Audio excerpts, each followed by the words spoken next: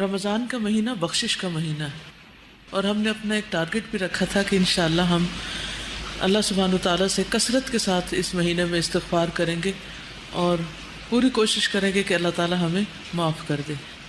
اللہ سبحانہ وتعالیٰ واسع المغفرہ ہے، معاف کرنے کو پسند کرتا ہے۔ اس کا وعدہ ہے کہ جو گناہوں پر شرمندہ ہو کر سچے دل سے توبہ کر لیں وہ انہیں معاف کر دے گا۔ اللہ تعالیٰ کا ارشاد ہے، الذین یجتنبون کبائر الاثم والفواحش الا اللمم ان ربک واسع المغفرہ، اور وہ جو بڑے گناہوں اور بے حیائی سے بچتے ہیں ماں سوائے صغیرہ گناہوں کے، تو تیرا رب بڑا بخشش والا ہے۔ یعنی چھوٹے چھوٹے گناہ تو سب سے ہو جاتے ہیں، لیکن کبیرہ گناہ جو ہے، جن چیزوں کو اللہ تعالیٰ نے حرام قرار دیا ہے اور جن کا تذکرہ آپ قرآن مجید میں پڑھ رہے ہیں کہ یہ چیزیں حرام ہیں، ان چیزوں سے بچنا ضروری ہے۔ تو جو بڑے گناہوں سے، جیسے جوا ہے، شراب ہے، زنا ہے، چوری ہے، ماں باپ کی نافرمانی ہے، شرک ہے، جو ان چیزوں سے بچیں گے تو چھوٹی غلطیوں کو اللہ سبحانہ وتعالیٰ معاف فرما دیں گے۔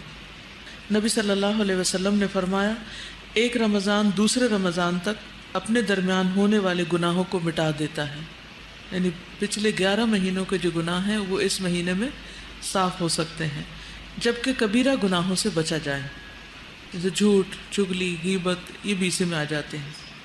پھر دن کا روزہ اور رات کا قیام بھی بخشش کا ذریعہ ہے۔ رسول اللہ صلی اللہ علیہ وسلم نے فرمایا، جس نے ایمان کے ساتھ اور ثواب کی نیت سے رمضان کے روزے رکھے، اس کے گزشتہ سارے گناہ معاف کر دیے جائیں گے۔ روزہ دار مرد اور عورت کے لیے بخشش کا وعدہ ہے۔ والصائمین والصائمات، قرآن مجید میں آتا ہے روزہ رکھنے والے مرد اور روزہ رکھنے والی عورتیں، اور اس آیت کے آخر میں آتا ہے اعد اللہ لہم مغفرۃ واجرا عظیما، کہ اللہ نے ان کے لیے بخشش اور اجر عظیم کا وعدہ کر رکھا ہے۔ جو شخص رمضان پائے اور اس کی مغفرت نہ ہو تو وہ بد نصیب ہے۔ حضرت جابر بن سمرہ سے روایت ہے کہ نبی صلی اللہ علیہ وسلم ممبر پر چڑھے اور فرمایا، آمین آمین آمین۔ آپ نے فرمایا، میرے پاس جبریل آئے اور انہوں نے کہا کہ اے محمد صلی اللہ علیہ وسلم، اللہ اسے اپنی رحمت سے دور کر دے، اللہ اسے اپنی رحمت سے دور کر دے، جس نے رمضان پایا پھر وہ مر گیا اور اس کی بخشش نہیں ہوئی، حتیٰ کہ وہ جہنم میں داخل کر دیا گیا۔ آپ کہیے آمین، تو میں نے کہا آمین۔ تو آپ دیکھیے کہ دعا مانگنے والا کون ہے؟ جبریل، اور آمین کہنے والے کون ہیں؟ محمد صلی اللہ علیہ وسلم۔ اور یہ ایک طرح سے بد دعا ہے اس شخص کے خلاف جو رمضان میں بھی حرام کام نہ چھوڑے، گناہ نہ چھوڑے، اور توبہ استغفار نہ کرے اور اللہ سے معافی نہ مانگے اور اپنے گناہوں کی بخشش نہ کروا سکے۔ تو اس لیے ہر اس کام سے بچنا چاہیے جس سے اللہ تعالیٰ ناراض ہوتے ہوں۔ پھر سحری کا وقت خاص طور پر استغفار کے لیے بہت مناسب وقت ہے۔ قرآن مجید میں آتا ہے وَبِالْأَسْحَارِ هُمْ يَسْتَغْفِرُونَ، کہ وہ سحری کے وقت استغفار کرتے ہیں۔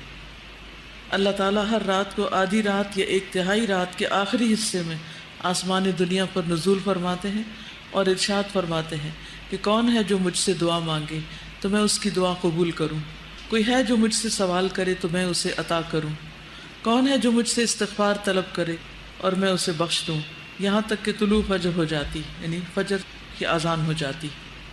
اس کے لیے کرنا کیا چاہیے؟ پہلے سے دعاؤں کی لسٹ بنا کے رکھنی چاہیے۔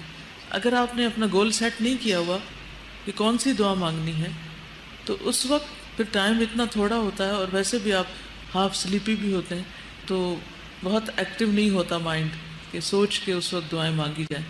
تو بہتر ہے کہ وہ دعائیں کہیں یا تو لکھ کے رکھی بھی ہوں، کسی اسٹکی نوٹ پہ آپ لکھ کے لگا چھوڑیں، یا کوئی کتاب آپ نے سامنے رکھی ہوئی ہو، یا پھر اپنے دل میں اپنی دعاؤں کو حاضر کریں۔ اور اگر کچھ بھی یاد نہ رہے تو کثرت سے استغفار کرتے جائیں، یہ تو یاد رہے گا نا۔ اور اگر یہ بھی یاد نہ رہے تو اس کے لیے کہیں لکھ کے لگا دیں استغفار، صرف لفظ استغفار بھی کافی ہو جائے گا۔